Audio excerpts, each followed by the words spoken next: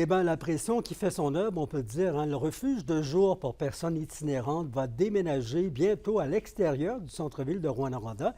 Et qu'Emilia, c'est ce qui a été annoncé en marge d'un plan d'action estival.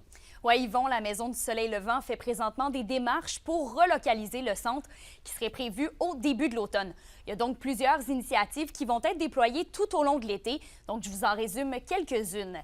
Pour ce qui est du refuge de nuit dans le centre-ville, il ne change pas d'endroit, mais il sera ouvert entre 21h et 9h le matin dans le but de réduire les regroupements et le flânage devant le bâtiment.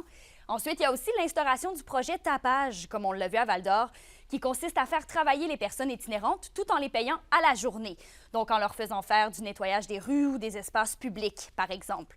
Et avec toutes ces initiatives, la Maison du Soleil Levant est convaincue que ce sont des changements qui vont pouvoir réduire les tensions sociales. On écoute la directrice de l'organisme.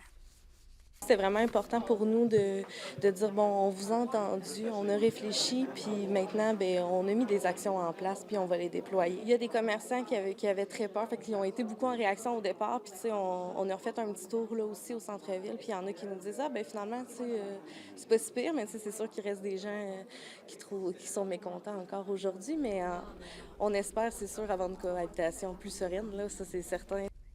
Donc, Yvon, pour le moment, c'est un plan estival, mais l'objectif est de le développer à longueur d'année. Merci, Qu'Emilia. Au plaisir.